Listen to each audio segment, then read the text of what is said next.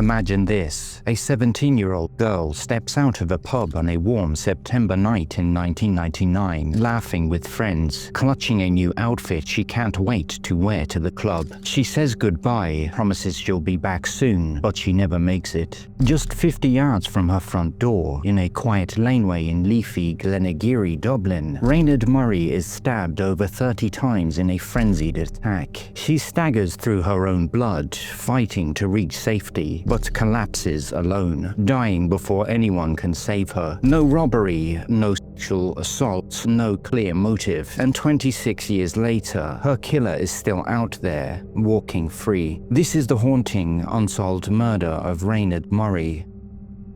Welcome to Crimes That Haunt Us. We release a new case every Sunday at 6 p.m, so hit subscribe and don't miss the next one. And let me know your thoughts on this case in the comments. I'd love to hear what you think.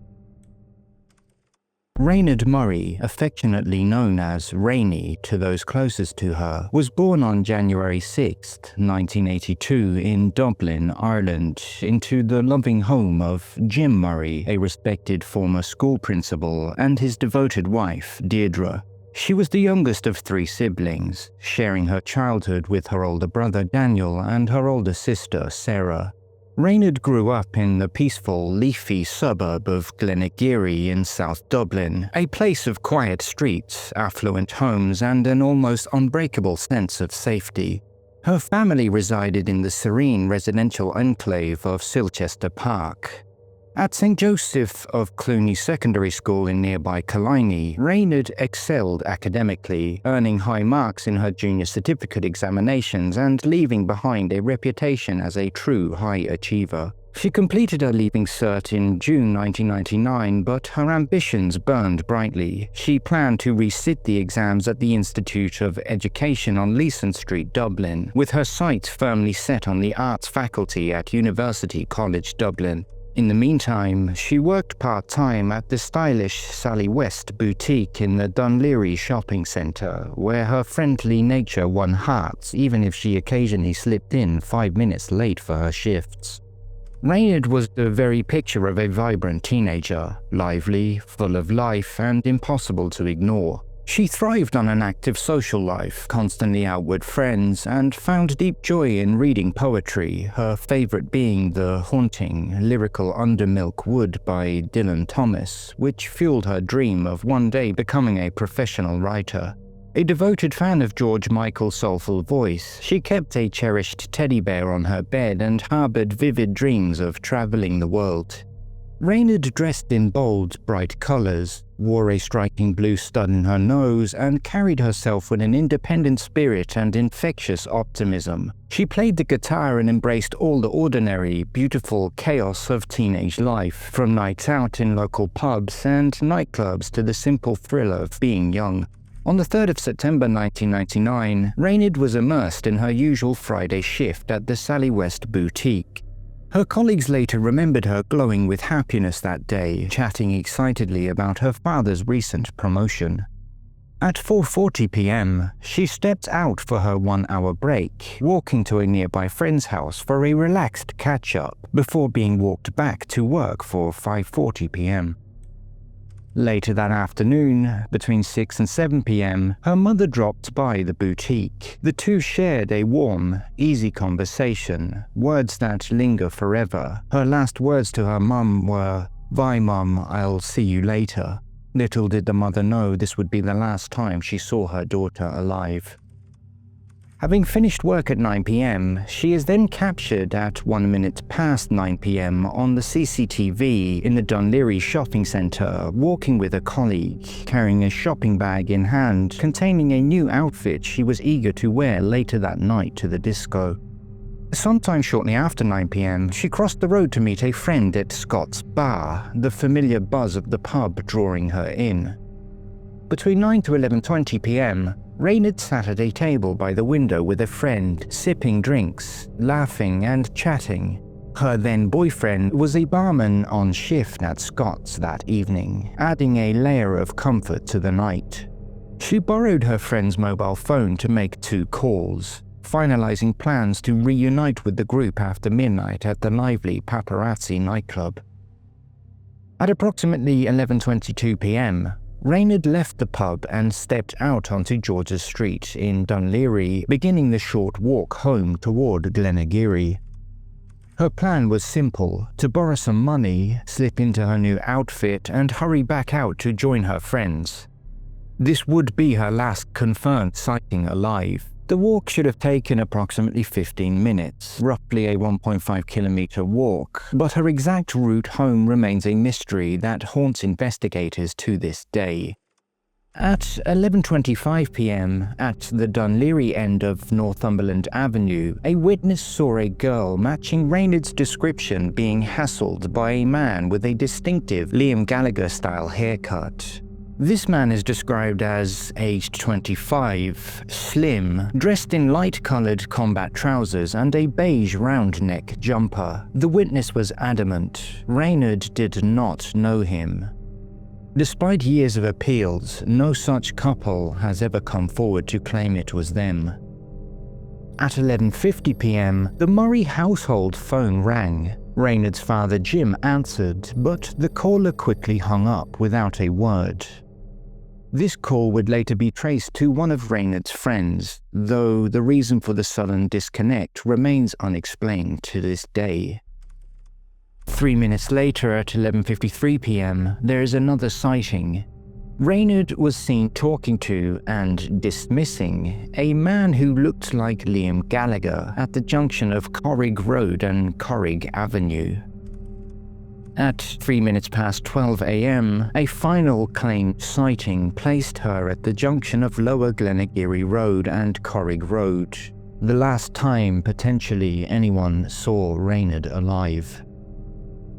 Nearly 40 minutes had passed since she left Scott's pub, a journey that normally took around 15 minutes. She had intended to be back at the disco by around midnight. This inexplicable 40-minute detour through the streets of Dun Laoghaire remains one of the most baffling and heartbreaking puzzles in this case. Raonaid never did make it home. Between 12 and 12:10 a.m, friends lounging in the back garden of a house that overlooked the laneway known as The Cut heard a tense argument erupt between a man and a woman. The woman's voice cut through the night, desperate and terrified. "Leave me alone. Go away." And finally, "F off." Then silence. The friends shrugged it off as just another row and continued their conversation, unaware that horror was unfolding mere meters away. Raonaid was murdered in The Cut, this short, tree-lined, dimly lit laneway running between Silchester Road and Silchester Crescent. Detectives believe she was attacked with a 2-inch wide knife, possibly double-bladed, in an assault so brutal and horrifying that it still shocks those who study the case.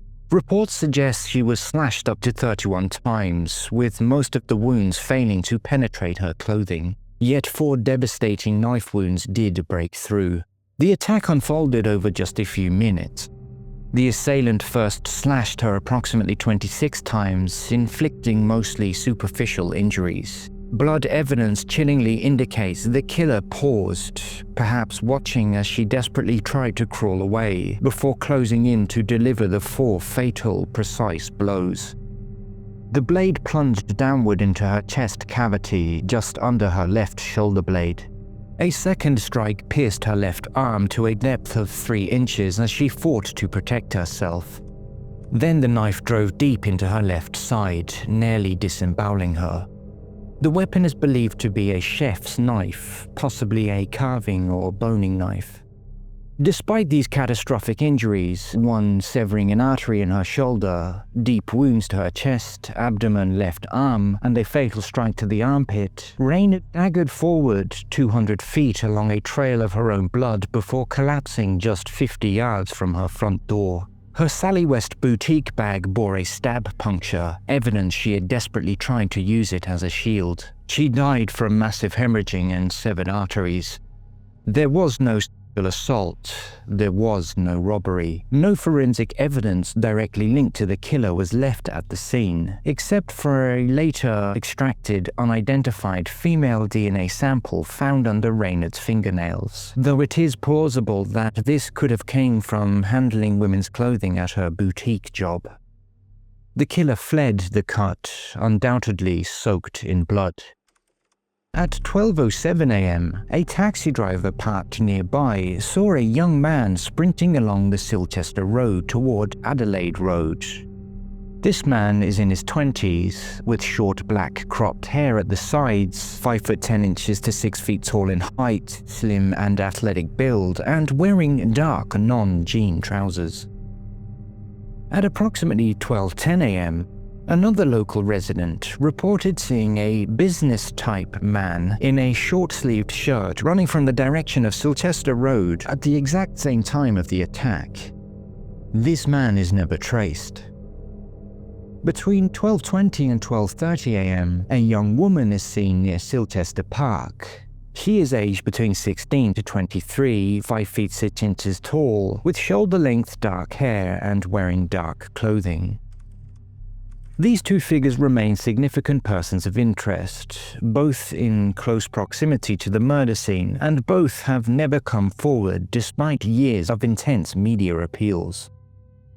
Between approximately 12:20 a.m. and 12:33 a.m. on September 4th, Raonaid's body was discovered a heartbreakingly short distance from her front door by her older sister Sarah, who coincidentally had just arrived by taxi with her friends after a night out. Emergency services are swiftly summoned, but could only confirm that she was already gone. Forensically, the attack was frenzied and disfiguring, with up to 31 stab attempts, though only 4 to 5 penetrated deeply, suggesting either inexperience or overwhelming emotional rage rather than a calculated execution. There are some conflicting reports that the witnesses in the garden backing onto the cut had only heard a female voice in the laneway argument, fueling later theories that the killer might have been a woman, perhaps explaining the many weak stabs that failed to pierce her clothing, though other detectives would later disregard this theory. The investigation was led from the outset by two of Ireland's most experienced detectives, Chief Superintendent Pat Culhane and Detective Superintendent Martin Donnellan. The once safe, leafy suburbs of Dun Laoghaire were plunged into panic and fear. A crime of this brutality was utterly unprecedented in the area, and parents suddenly tightened their grip on the freedoms they had once allowed their children. The crime scene yielded little evidence, hampered by procedural shortcomings, including inadequate initial searches. Large-scale searches for the knife were launched in the following days, but it was never located. The Gardaí quickly interviewed every member of Raonaid's family and all of her friends in the weeks that followed. Detectives turned their attention to every local chef and cook in the Dun Laoghaire area, questioning them intensely about their knives and their alibis. As is standard in murder investigations, suspicion quickly fell on Raonaid's boyfriend. He was interviewed extensively over the coming days, but was ultimately ruled out. CCTV from Scott's bar showed him working behind the bar throughout the critical hours. One young man who drew attention was a cook by trade who possessed a shocking collection of violent pornography and martial arts equipment, including 2 samurai swords, but he had a solid alibi. There was a hotel worker previously accused of falsely imprisoning one woman and assaulting another, but he denied knowing Raonaid, even though friends insisted that he did. There was a butcher with a documented history of violence against women who was said to have drunkenly bragged about killing Raonaid.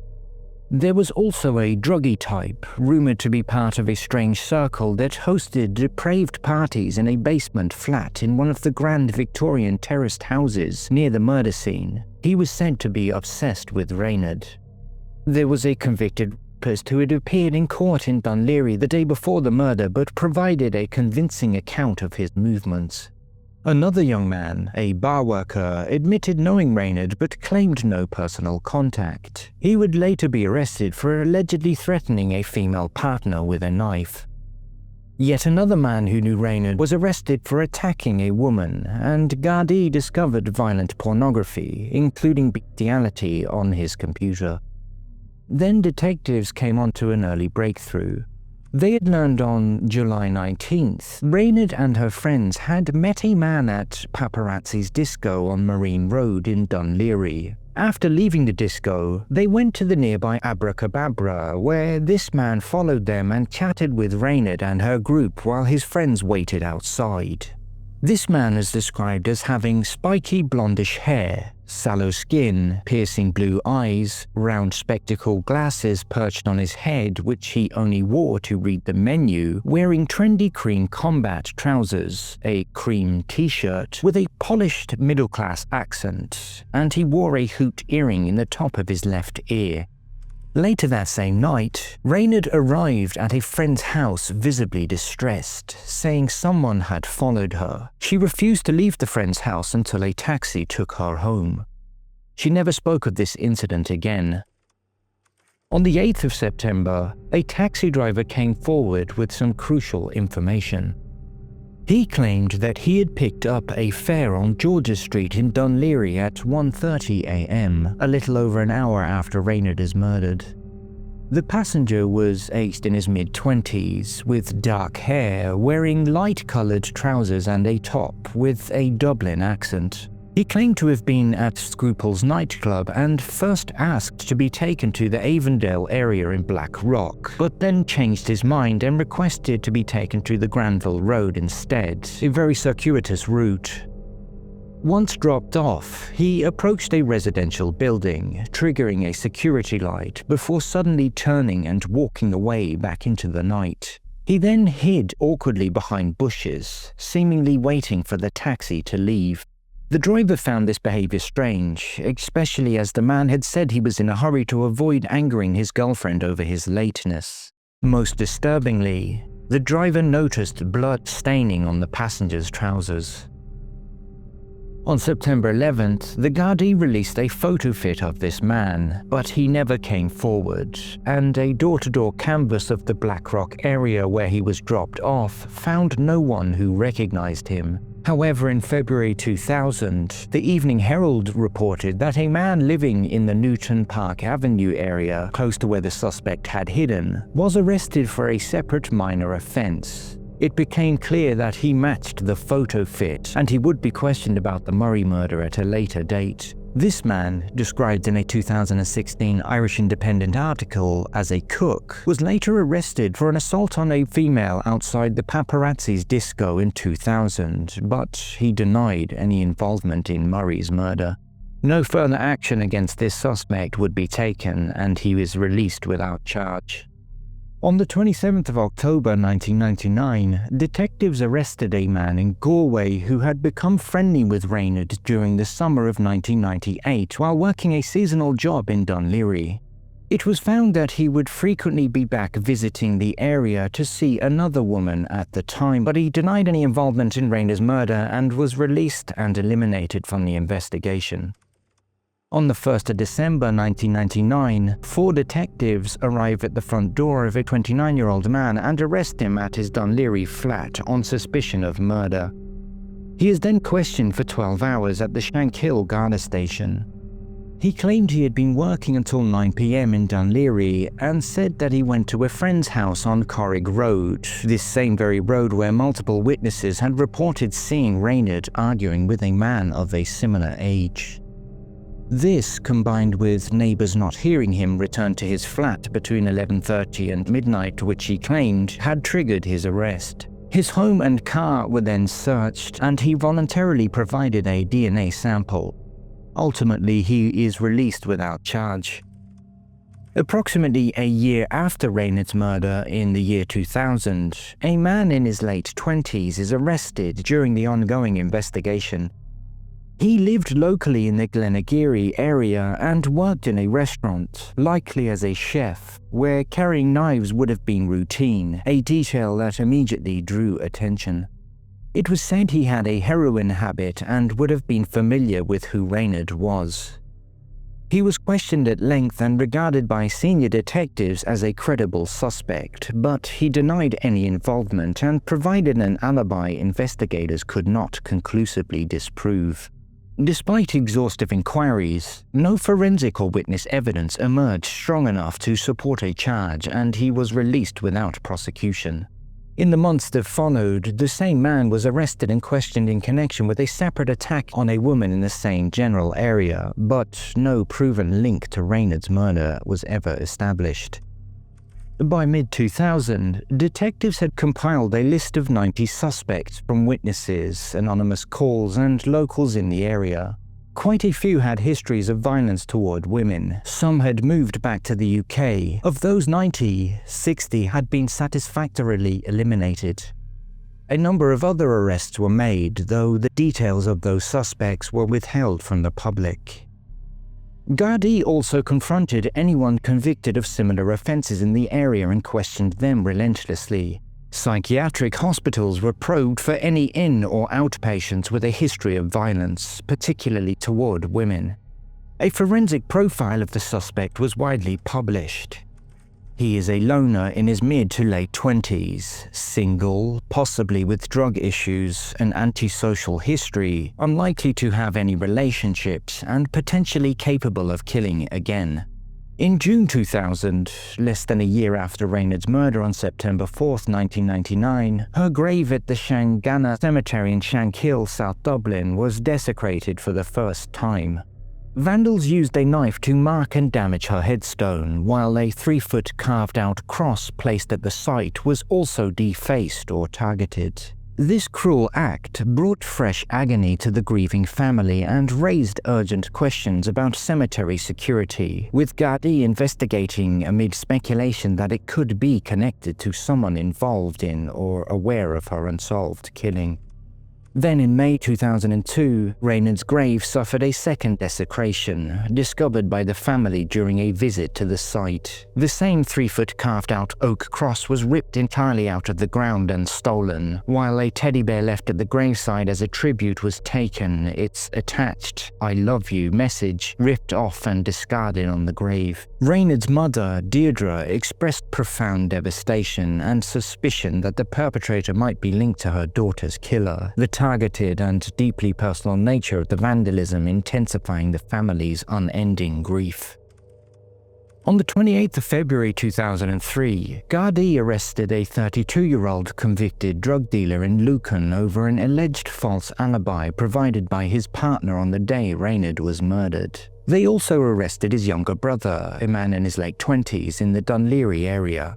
The older brother, who had lived in Dun Laoghaire at the time, claimed he didn't know Raonaid, but detectives believed he would have been familiar with her from the local clubs and pubs. Both were questioned but released without charge. On September 4, 2003, the 4th anniversary of Raonaid's murder, An Garda Síochána and the Murray family announced a €190,000 reward for information leading to the conviction of her killer, urging anyone with knowledge of her last movements or any person of interest to come forward in confidence. Despite this substantial reward and repeated annual appeals, no one has come forward. In October 2004, the Murray family receives an anonymous letter posted from within the Dublin area. The letter contained a message of sympathy for their loss and claimed that one of the men previously interviewed by Gardaí was the actual killer. However, investigators had already eliminated that named individual from their inquiries, viewing the claim as likely misleading or diversionary. The letter was sent for forensic examination, including fingerprint and potential DNA analysis. Reports from the time indicate that this forensic work provided evidence linking the letter directly back to one of the principal suspects already under investigation, namely the taxi suspect. This was described as the most significant breakthrough the Gardaí had received up to that point, potentially implicating the sender in an attempt to deflect suspicion onto someone else. This event fits the chilling pattern of attempts to mislead or taunt investigators in high-profile unsolved cases, but it ultimately did not lead to an arrest or any conviction. On September 4, 2006, the Gardaí release a sketch of the man who had met, danced with, and eaten food with Raonaid at Paparazzi's nightclub just months before her brutal murder. They believe this is the man now responsible for the vicious stabbing. Though this image appears on the surface to differ greatly from the Photofit of the so-called Liam Gallagher suspect, given that they are 5 to 6 weeks apart, it is plausible that the hair is simply styled in a different way. Investigators do note that the facial bone structures are similar in both Photofits. It is unclear whether this man has ever been traced and eliminated from the inquiry. In 2008, a comprehensive cold case review was conducted by the Serious Crime Review Team, which is a specialized unit of experienced Gardaí established in 2007 to re-examine unsolved murders dating back to 1980. The review scrutinized the original investigation into Raonaid's murder with fresh eyes, drawing on advancements in forensic technology and investigative techniques. The team identified numerous errors and oversights, including unfollowed leads, such as a potential witness not adequately pursued, irregularities in witness statements, and inter-unit issues with An Garda Síochána having poor communication and coordination between divisions that hampered evidence sharing and follow-ups. Recommendations included renewed and more thorough searches for the murder weapon, believed to be a small kitchen knife that was possibly discarded nearby but never found, as well as re-interviewing key individuals and re-examining physical evidence. A significant shift in theory emerged. The attack was no longer viewed as a random act by a stranger, but rather as one perpetrated by someone known to Raonaid, even possibly a female, given the frenzied nature of the stabbing, suggesting a personal grudge or deep emotional motive rather than opportunistic violence. Specifically, the review highlighted a woman in her 30s at the time of the murder who had a documented reputation for violence against other women. She reportedly had some prior contact with Raonaid but broke it off. Then she emigrated from Ireland in 2000 and now lives abroad. This woman remains a person of interest, though she has never been formally charged and has returned to Ireland multiple times since the murder. By this point, the overall investigation had seen more than 9,000 people interviewed, nearly 4,500 statements taken, and 14 arrests, though none led to charges, underscoring both the scale of the effort and the persistent challenges in cracking the case. In 2009, on the 10th anniversary of Raonaid's murder, her parents Jim and Deirdre Murray launched a tribute website, raonaidmurray.com, on August 28th, both as a memorial to their daughter and a platform to generate public awareness and encourage new tips in the unsolved case.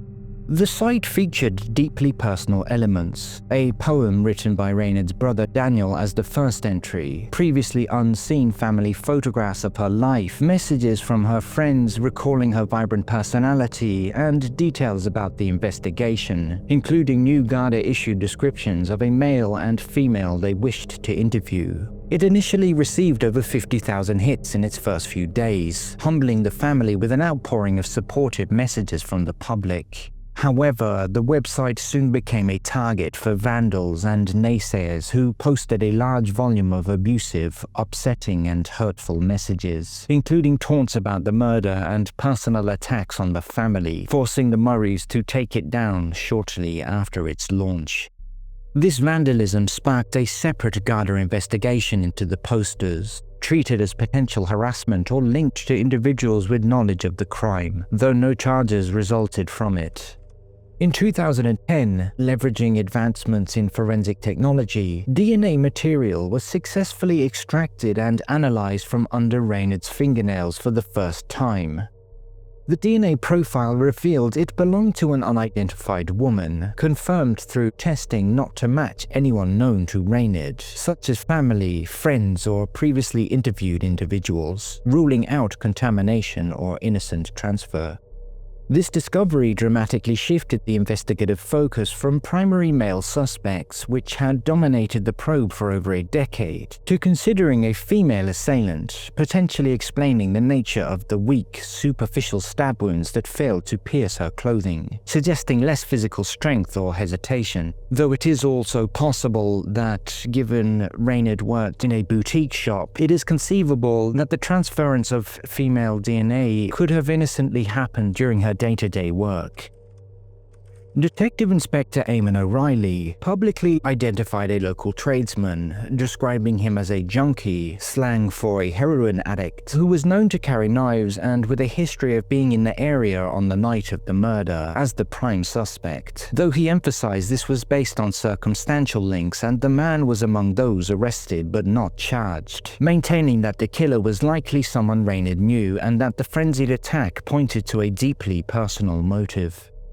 And as of the airing of this documentary, the case endures as an active inquiry at Dun Laoghaire Garda Station, a haunting reminder of unresolved justice for Raonaid's devastated family, who continue to appeal for tips through the Serious Crime Review Team and the confidential lines, underscoring the profound tragedy of a young life cut short without closure.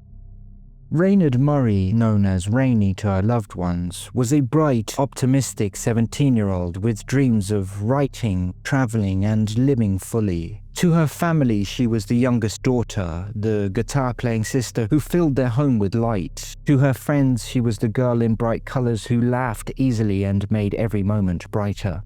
Decades after that brutal 1999 murder, the pain of her loss endures. Raonaid deserved to grow old, to chase her passions, and to be safe. She deserved justice. Though her killer remains free, her memory endures, strong, beautiful, and unforgettable. This story is for her. May she rest in peace, and may the truth one day bring the closure her family deeply deserves. Thank you for watching and listening to Raonaid's story. Please feel free to add your own thoughts, comments, and theories down below, and we'll see you next time.